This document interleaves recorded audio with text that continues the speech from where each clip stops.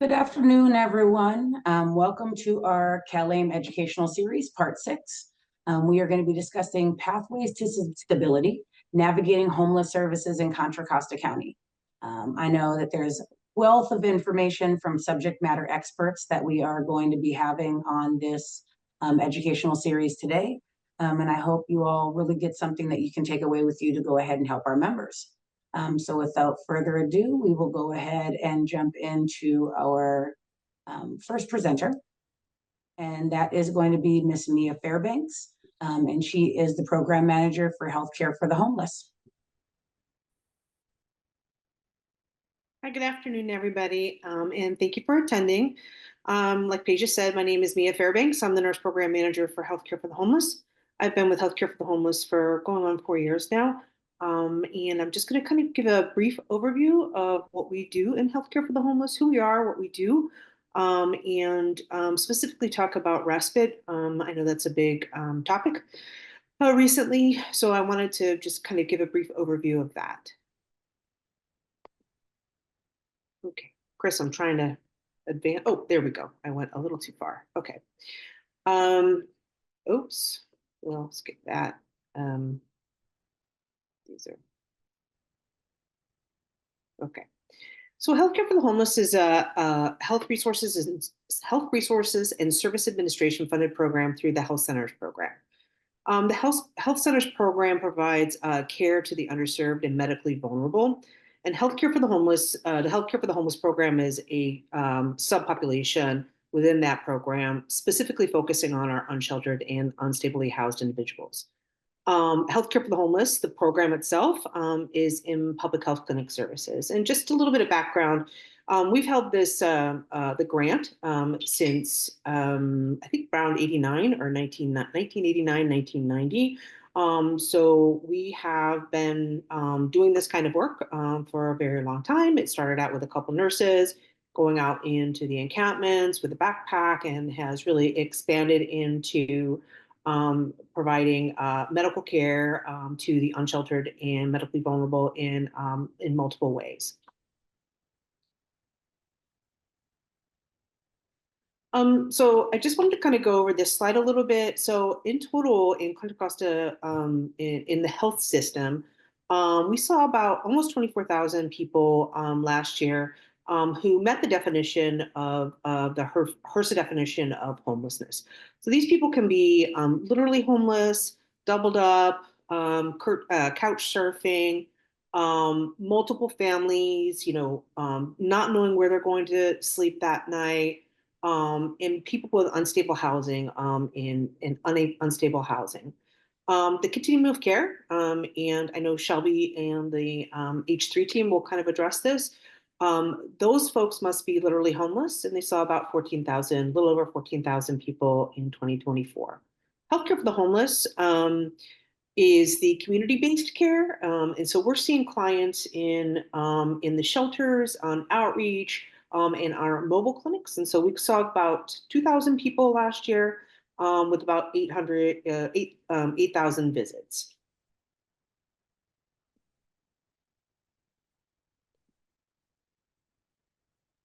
So healthcare for the homeless, we have nurse. This is a older, this is not updated, but so we have nurses, community health workers, mental health clinicians, and providers in our program.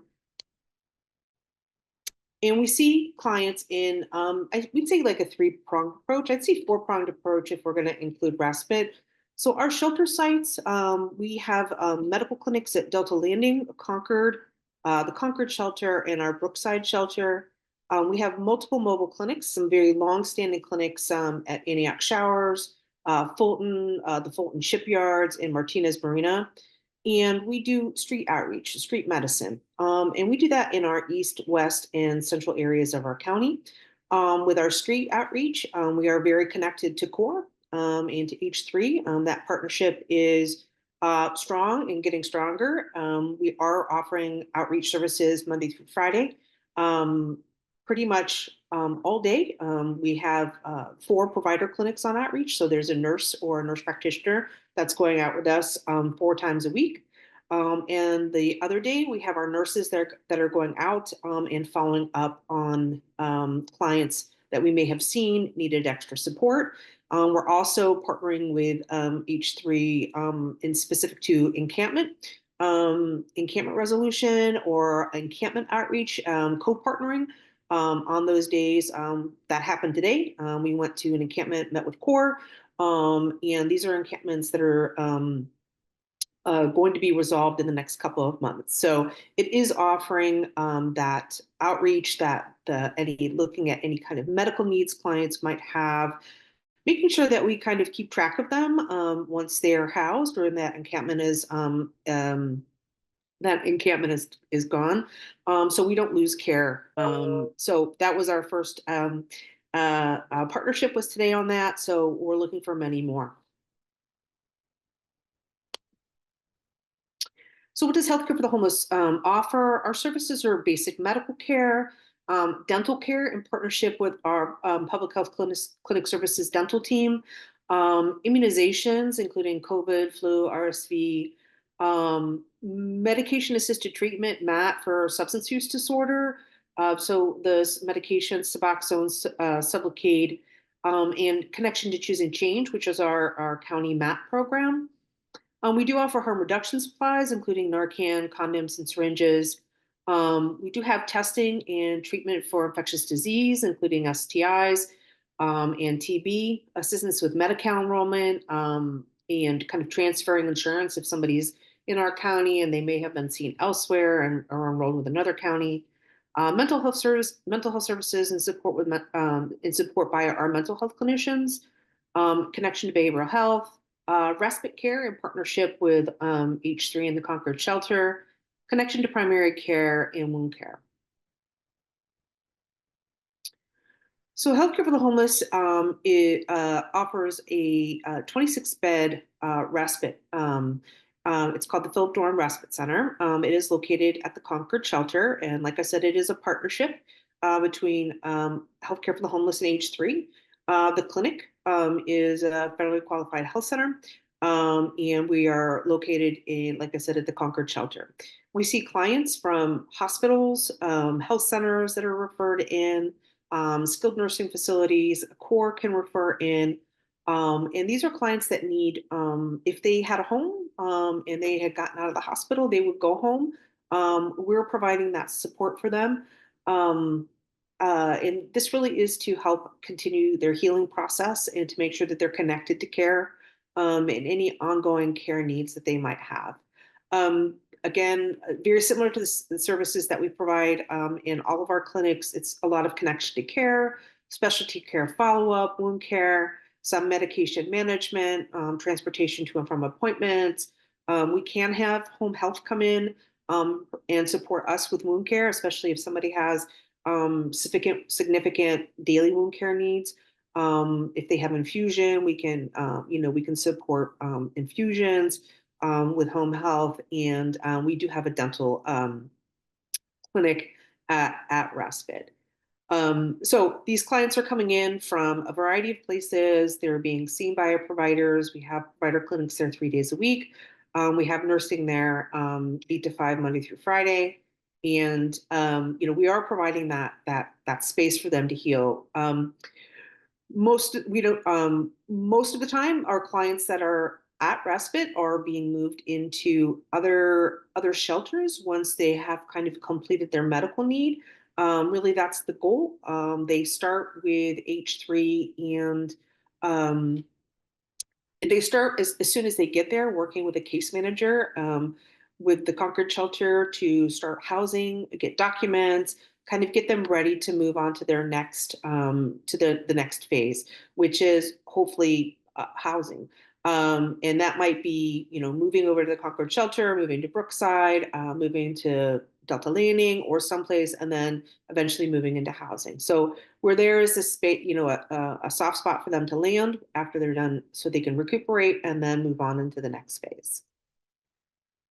So the admission criteria for Philip Dorn is on our website. I think it hasn't really changed much. It's been the same, but you can always go to our website to take a look. Must be at least 18 years old, must be homeless or lack adequate housing to support recovery, must have a medical condition that can be effectively addressed within 6 weeks. Now, we do have people at respite longer. That's not a hard and fast rule. Some people need much more than that. Some people need less and can move on to the next phase. They must be willing to work with the shelter and the medical respite and agree to the admission criteria. They must be self-sufficient in all aspects of daily living, including medication management. And that means they must be able to get their own meals. They must be able to get to appointments and to come see us when we have them scheduled with us.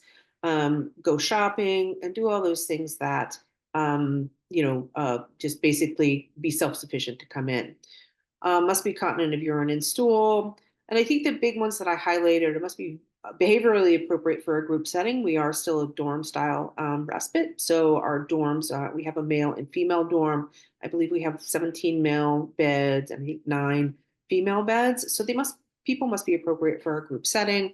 And they must be alert oriented. They really can't have any cognitive deficits. People can come in a wheelchair. People can come in with a walker.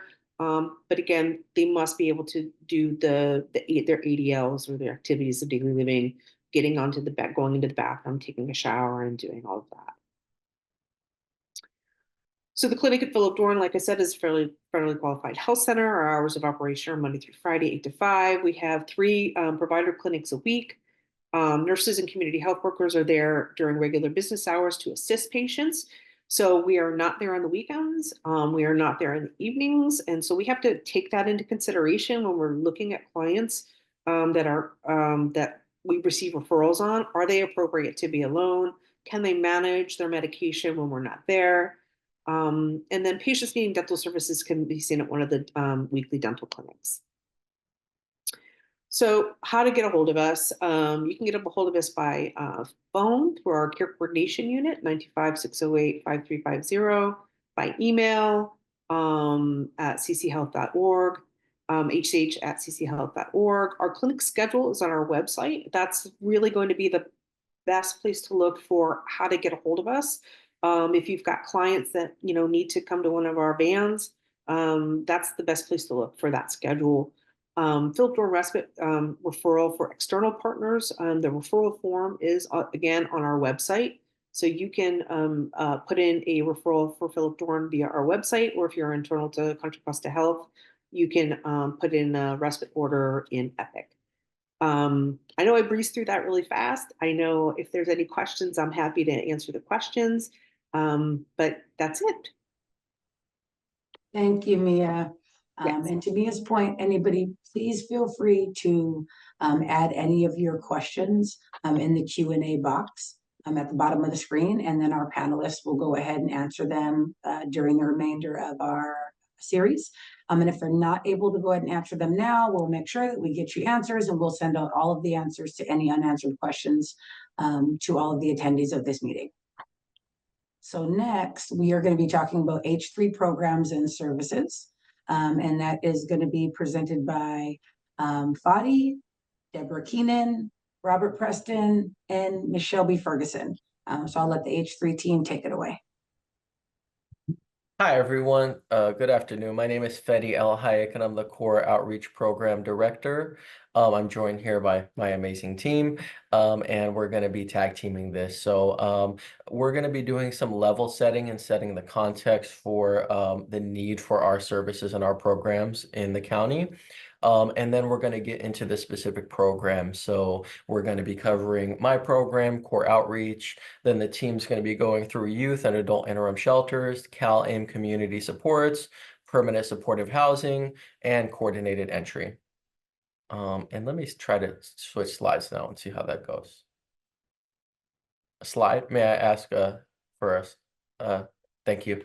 So, just to set the context and to level set for the need for us to, everyone here and H3 programs and services to be coordinated in what we provide and the dire need for our community here. Renters in Contra Costa County need to earn $43.63 per hour to afford the average monthly asking rent. Many people who are housed and just community members don't make this much. You look at our participants in our programs, they don't make this much. So it really is a dire situation that we're in when you look at the vacancy rate of 3% and the fact that state and federal funding for housing production and preservation in the county is $91 million, which is a 75% decrease from the prior year. So just the lack of affordable housing for individuals who are very low to no income, and the fact that 69% of Contra Costa's unhoused residents are unsheltered. So 31% are sheltered. So we're really, through shelters, we're only able to meet the need of 1/3 of the folks that we see. And that is the context, and I'm going to pass it on to Shelby for a few slides. Thanks, Betty. Oops, this moves kind of fast. Oh boy. Okay, thanks, Betty, so much. Really appreciate that. Hi, everyone. I'm Shelby Ferguson. Like we've kind of mentioned, Contra Costa Health, Housing, and Homeless Services, we are a division of Contra Costa Health. So I'm going to give you a really brief overview of what we do, talk about our impact that we have here at H3. Okay, there we go. So as I mentioned, since H3 is a division of Contra Costa Health, we wear many different hats. I'll start kind of with the big picture and we'll go into some direct services. So we are a continuum of care lead agency. And really what that means is we coordinate the entire homeless system of care. And essentially that's our network of homeless service providers that provide services to people experiencing homelessness or who are at risk of experiencing homelessness in our community. We are also the lead agency for our homeless service database, which we call HMIS, which is Homeless Management Information System. Try not to use too many acronyms, which that really, we provide staffing support for that and training through our research, evaluation, and data team, or our RED team. We also provide administrative and operational support for our entire system of care. So that looks like we go after funding on behalf of our community, and we also provide funding to our homeless service providers, and we contract directly with homeless service providers within our continuum of care. And lastly, but still very important, is we are also a direct service provider ourselves. I'm going to let Deb here talk about it here in a minute about those direct services. This thing is very finicky. Okay, there we go.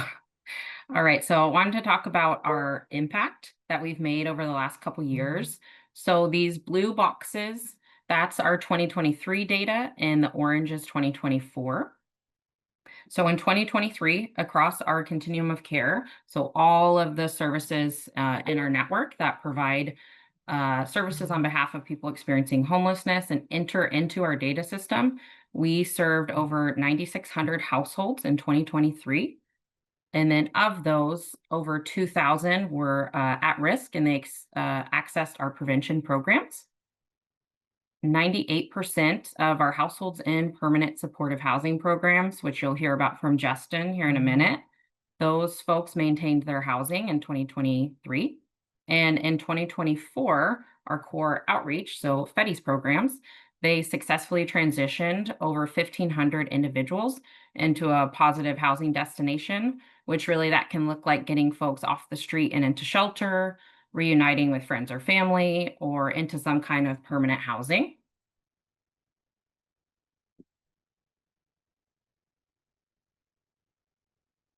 All right, and then lastly, I want to talk about our bed capacity over the last few years between 2023 and 2024.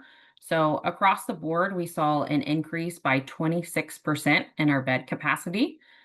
We don't have to go into all the details. I don't think we have time for that today.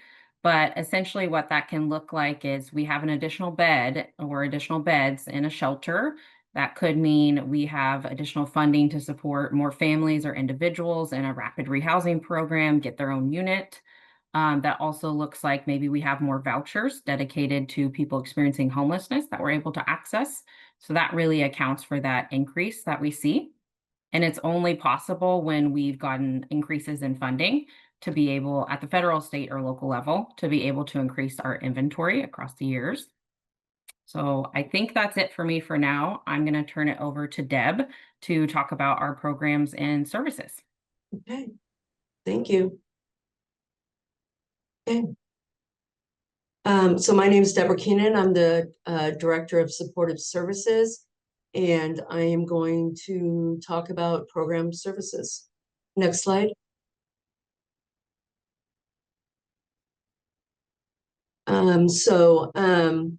Direct service programs. This slide highlights the breadth of direct service programs at H3. At the center is our commitment to provide wraparound person-centered care. These programs include core street outreach, which connects with individuals experiencing homelessness where they are.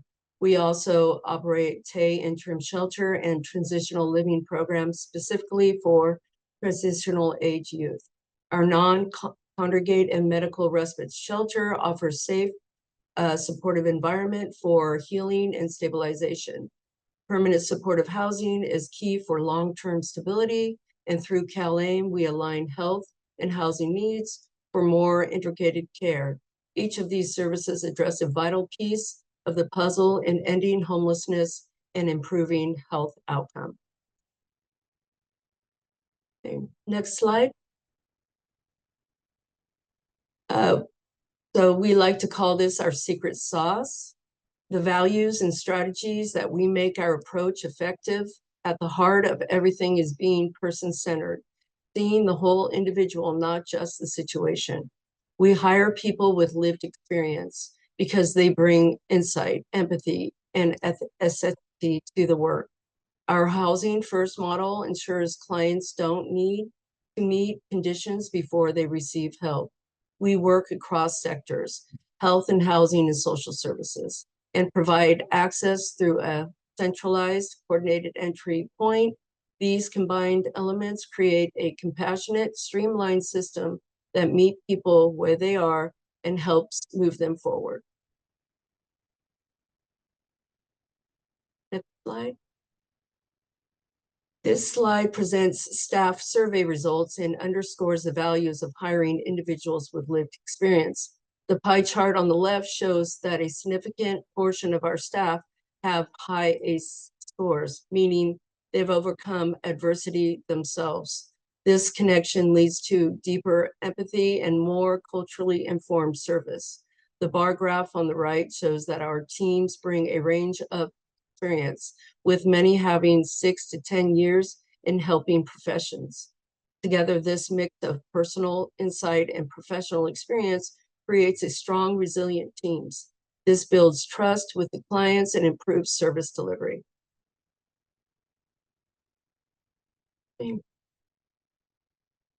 Betty. Thank you, Deborah. So at this time, I'm going to be providing an overview of core outreach, and now we're getting into each program within H3. So I'll go ahead and give a core, one back. All right, so Core Mobile Outreach operates 7 days a week, 8 a.m. to midnight. And in our quest and our journey to serve the unhoused individuals and families throughout Contra Costa County, we could be reached through 211 option 3 or through direct communication from our close or contracted partners. And we prioritize relationship building, trust building, rapport building. Our participants have been through so much, and to just take the time to build that foundation with us is a huge priority for us. And many of our staff in core have lived experience, so they understand what the needs are. And every person that we work with is unique, so we like to uniquely, and we need to uniquely tailor our services to each person that we work with. And while shelter placement and housing is our North Star, there are a lot of different services that need to happen along the way. Slide. So some of those services include linkages to health and behavioral health. As Mia shared, we have a very strong partnership with Healthcare for the Homeless. We have, and I'm going to talk a little bit more about that on our Core Plus slide. but the mobile health clinics are a huge part of course daily work, as well as behavioral health. We have a mental health clinical specialist who works with us in the field Mondays and Fridays, so delivering mental health services and assessments to the unhoused community members. And when it comes to direct placement into shelter, we directly place into Brookside Shelter, Concord Shelter, and Delta Landing. And we also, even though those are the ones we directly place into, we refer individuals to all shelters, Bay Area Rescue Mission, GRIP, and others. And when it comes to warming center, we directly place into the Concord Warming Center, and the team's going to talk about that a little bit more. And we also place directly into the GRIP Warming Center, which is in Richmond, and they have 20 beds, and we're allotted about 7 of those beds. And when it comes to encampment abatement support, this is also a huge part of what we do. Mia talked about co-response and encampments, and we don't request or post abatements, but if an abatement does come down the pike, we're there spreading the news to our participants, doing problem solving, and we have 4 encampment resolution fund teams in the county.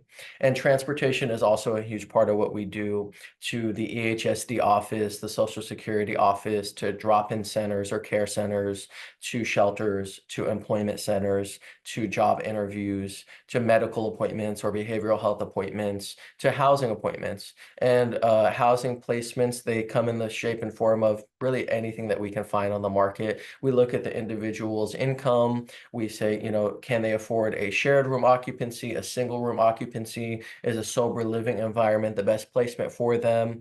Are they on wait list for affordable housing or senior housing? Do they have a Section 8 voucher in hand? Can we advocate for them permanent supportive housing solutions as well if they're eligible? So really any and all housing placements we look for.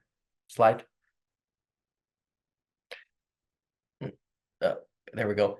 So in order to do our work, we must deliver trauma-informed services. First and foremost, we meet the people where they're at as professionals, but on a purely human level, giving our participants respect and preserving their dignity as we assess what their immediate needs are.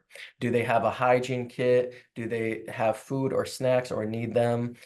Are they going to be able to make it through the night and be warm and dry? Not only is this essential to preserve the safety and well-being of our community members, but it opens up the door and helps build rapport.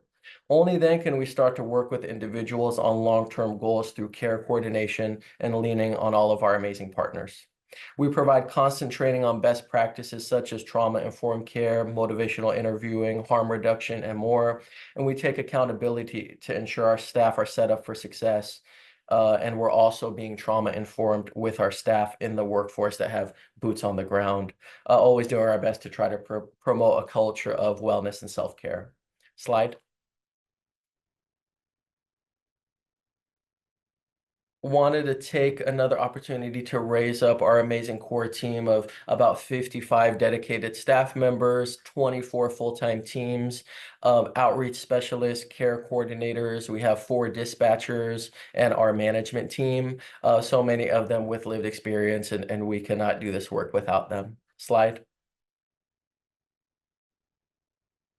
And when it comes to our city and county partnerships, we partner with 11 cities where we have contracted teams that are dedicated to those cities. And some of them are split and part-time, but most of them are full-time teams. You know, so many different partners, but such as the EHSD office and Tipping Point Community serving transitional age youth. We also have a BART team. We have a Contra Costa Public Works Creeks team. We also partner with Sutter Health, American Red Cross, A3, and California Department of Healthcare Services. Slide. And it really does take a village for us to do our work. We are one program of many that have boots on the ground, and we can't do this alone. The city staff and law enforcement that work with us have regular communication and correspondence with us, as well as operations meetings. Health services leadership shines the light and gives us direction and guidance, so we have a roadmap and a destination. The continuum of care and coordinated entry ensures CORE is knowledgeable and equipped with resources for the various types of participants we work with, an understanding of eligibility criteria, the program models and benchmarks for success, and how we can be a vital part of the entryway into our system of care. And we couldn't do this work without our nonprofit housing providers that ensure our participants have stable and sustainable housing. Slide. I wanted to take a quick second to lift up our Core Plus teams. We have 3 teams that collectively work Sunday through Saturday. And as Mia may have alluded to Core Plus, but we work very closely with Healthcare for the Homeless. On Mondays and Fridays, we have formal correspondence where we're checking in with each other. But really, it could be 5 days a week where we're working with Healthcare for the Homeless.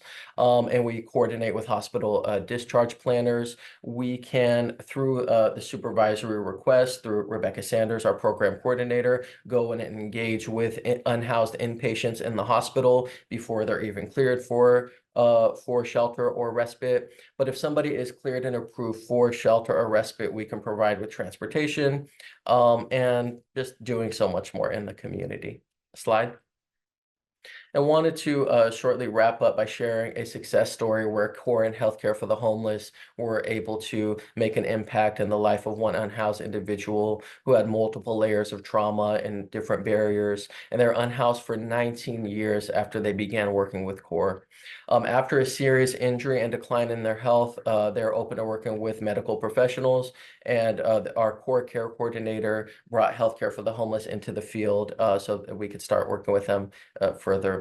Upon continued engagement with CORE, a CalAIM referral was made and a housing assessment was completed, and CORE supported with gathering documents. And then eventually a permanent supportive housing placement was made, and they had aftercare wraparound services. So this is just one example of us coming together as partners to move mountains. Slide.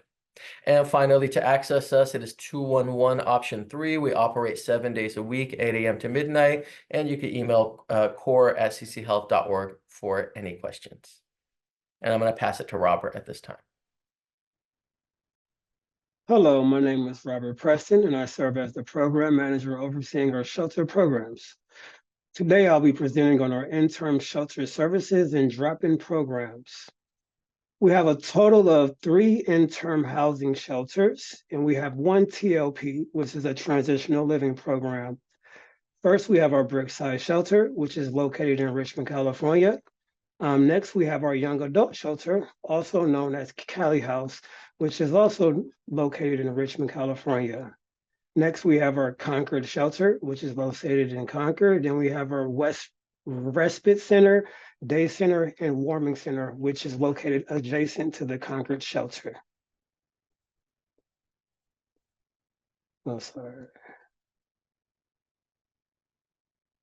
All right, so next I'm going to be talking about some of the services that we provide at our interim shelter and drop-in center as well. But first I want to say all of our facilities are pet friendly, and all residents are allowed to bring up to 2 animals into the shelters. All of our programs operate under a low barrier housing first model with a strong emphasis on harm reduction. We prioritize immediate access to shelter and services without preconditions while supporting residents and reducing harm and making informed choices about their health and well-being. First, I'm going to be speaking about Brookside and Concord Shelter. They offer similar services. They both have 2 case managers offering weekly case management. They both have mental health clinical specialists that's available 4 days a week. We also provide laundry facilities as well. And we also provide all of our residents with 3 meals a day.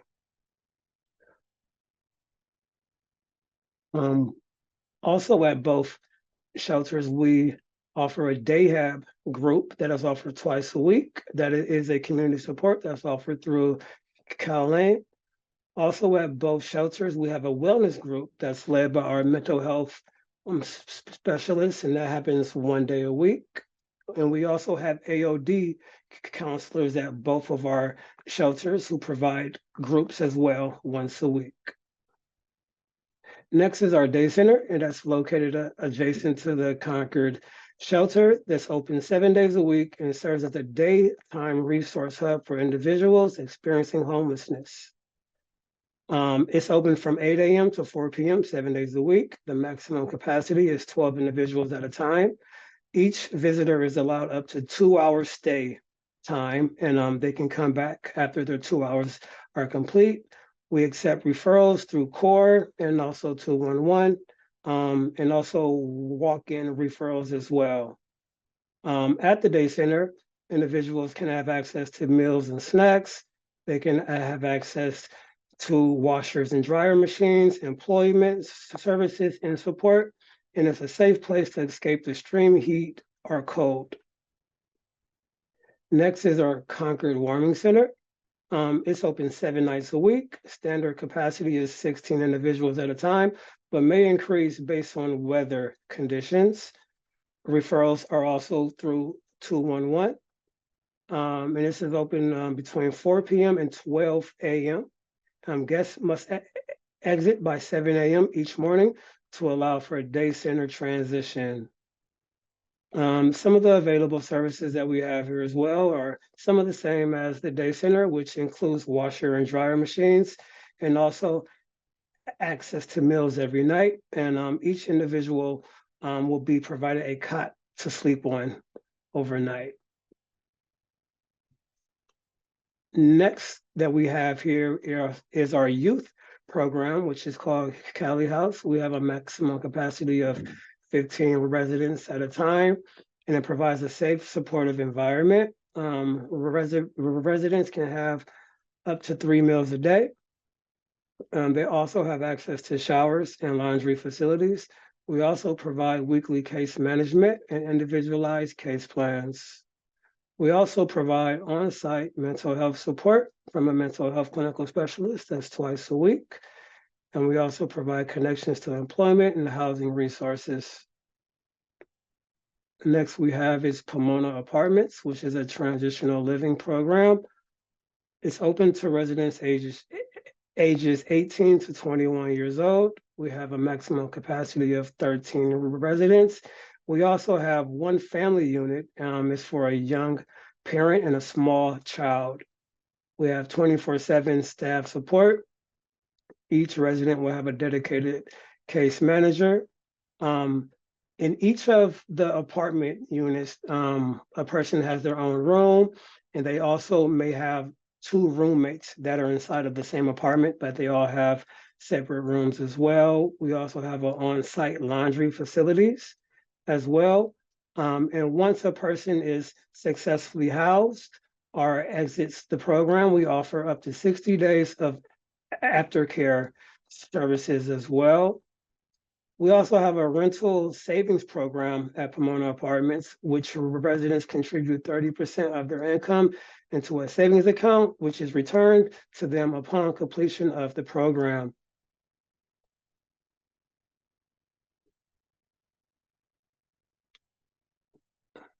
Okay. Next slide we have here is a brief breakdown on our bed capacity at our Concord shelters, Brookside, Phillip Dorm, and Cali House, which is a total of 147 beds altogether and 160 beds when including Pomona as well. And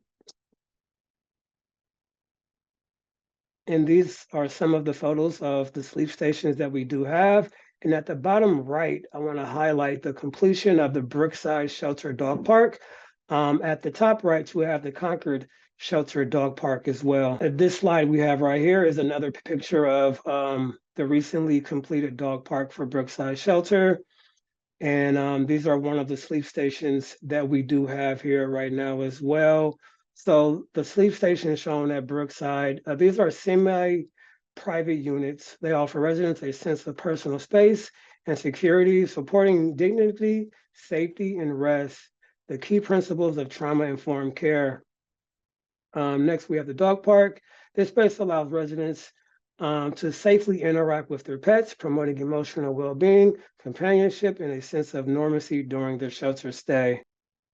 Okay, so next slide is accessing services. To enter our shelter's day center or warming center, individuals must call 211 to be connected with CORE for a referral. Self-referrals are accepted for the warming center and Cali House. Respite referrals must be approved by our medical team based on health-related needs. And I think that's it.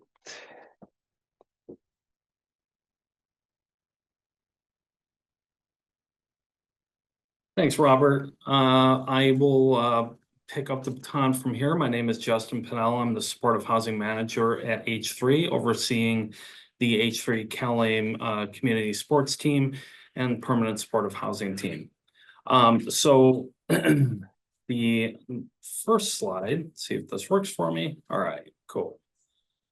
All right, so contracted CalAIM services, we have a number of community supports.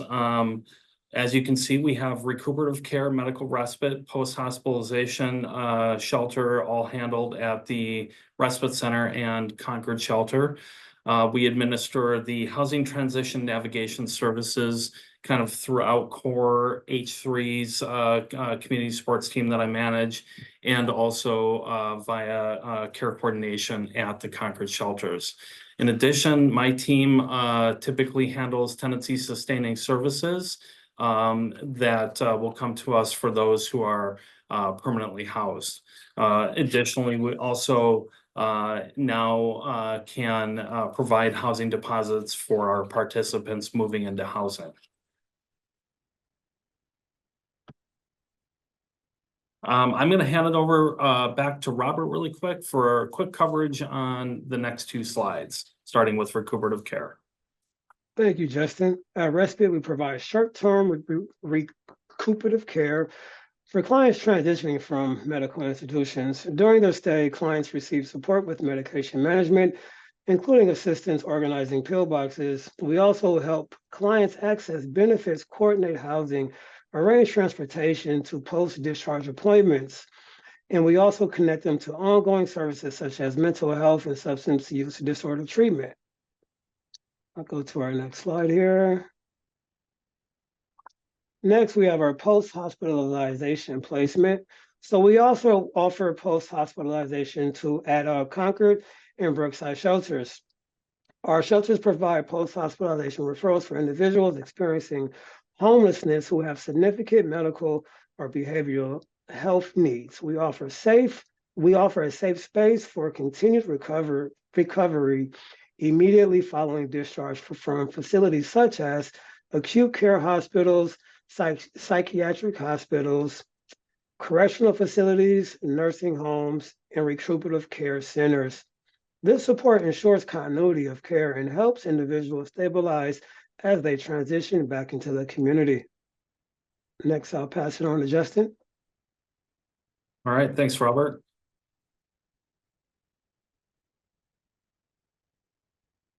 For our next slide, we have housing transition navigation services. So as you can see from the infographic, this is a very basic breakdown of kind of an overarching view of what we do. On the macro level, HTN services include but are not limited to obtaining, maintaining, increasing income, whether ensuring our participants' entitlement benefits are secured or assisting folks applying for work. We understand their income security to be a critical link to successful outcomes.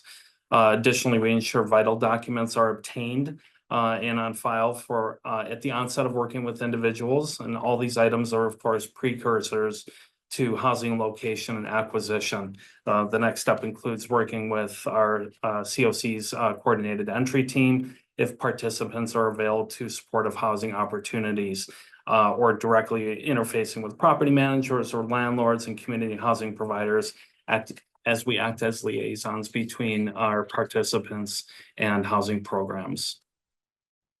Next, we have tenancy sustaining services, which is the next step after housing transition navigation. Tenancy sustaining services are typically provided to those individuals that obtain permanent housing. And of course, you can see that we have housing stabilization, our individualized housing support plan that we craft per individual, focusing on strength-based case management, using motivational interviewing to help individuals identify the best approach to acquiring their goals. We offer landlord mediation and, of course, connection to many resources, including, but not limited to, EHSD, food banks, Bay Area Legal Aid, Monument Crisis Center, and the list is ongoing. Our next slide We will get in a little bit to service coordination. As I indicated, our teams work to connect consumers to county behavioral health and AOD services via the access line. We work with Bay Area Legal Aid, Senior Legal Services, and at times refer out of county to agencies such as Centro de la Raza in Oakland for immigration and naturalization advocacy. And we facilitate transportation linkages for appointments and to assist individuals in their activities of daily living, whether it be to get to a job site or, perhaps obtain groceries.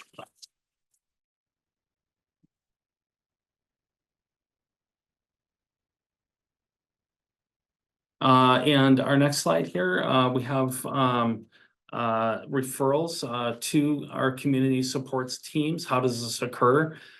Typically at the health plan, social services providers, doctors, nurses, clinicians submit referrals for health plan members.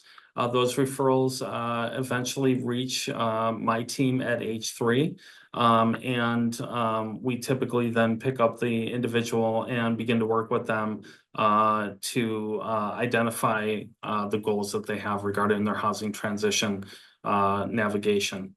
Members, or I should say friends of members or family members of CCHP members or authorized representatives can also refer individuals to CalAIM Community Supports to obtain these benefits through contacting member services, which the phone number of which and email address can be found on CCHP's website.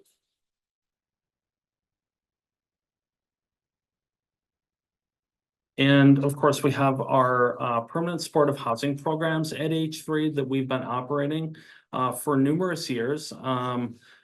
We have 3 HUD-funded PSH programs. Permanent Connections is our only dedicated transition age youth program at over 20 years old. We have 10 TAY and scattered site housing across the county. Destination Home has been with us since about 2014 and includes 12 master lease units for individuals with complex health needs. And in 2019, we launched the HUMS program featuring 32 scattered site master lease units for individuals with the most complex health needs. And my last slide here. So accessing services, they're typically accessed through the coordinated entry system. And to access those services, one must be referred into our housing programs via coordinated entry. Selection occurs objectively and is based on vulnerability and length of time homeless. Basic criteria includes verification of chronic homelessness per HUD definition, including verification of severe and lasting permanent disability that impairs the ability to normally function on a day-to-day basis. With that, I will fire it over to Shelby to round it out. Thanks, Justin. All right, I'll be super quick about it. So, sorry, let me get to the right slide. There we go. Just wrapping it up and going back to our continuum of care and our coordinated entry system. So like I mentioned in the beginning, a continuum of care is the system that we have in place. It's really designed to help anybody who's experiencing a housing crisis by providing a wide array of services that will either keep people in their housing or quickly exit them from our homeless system of care. Continuum of care is made up of a variety of network service providers, and it always has one single lead agency that provides that system infrastructure, that coordination, which again is us at H3. We also operate our coordinated entry system, which I'm going to talk about. So similarly to the continuum of care, our coordinated entry system, it's also a system. It really provides infrastructure that's in place to ensure people who are experiencing a housing crisis are quickly identified, assessed, and prioritized, and then referred to the most appropriate and available resource we have in our community. Every coordinated entry system has to have these 4 elements: access, assessment, prioritization, and referral.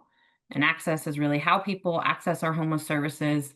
Assessment is where they can get connected to get an assessment done at an access point that then will get them prioritized for whatever is most appropriate and available housing resource, and then get referred by our coordinated entry team. Since we're short on time, I'm going to keep going. Just really want to wrap up and close with saying that there are many different layers that go into homeless services. And we here at H3, only have control over a little bit of that. And we really see our job as removing some of these layers that you see here on the screen, and trying to remove those barriers and as quickly as possible, get our participants connected to housing. Our mission here at H3 is really to make homelessness rare, brief, and non-reoccurring for our community members. So we just want to thank you all for coming to this training. I know it was a lot of information, so feel free to ask some questions in the Q&A. We're happy to answer them, but I think that's it for us. So I'll pass it back to Peja. I will be taking over in Paige's stead. She had to run. Just want to thank everyone for coming and for presenting. Our next webinar is part 7 is going to be Aging with Options, training series on home and community-based programs. This will be June 9th, 2025 at 10 a.m. And we'll have representatives from the EHSS ISD team, and then from some of our providers, Star Nursing, Center for Elders Independence, and Choice in Aging. And that wraps it up. So thank you very much for coming, and hopefully we'll see you next time.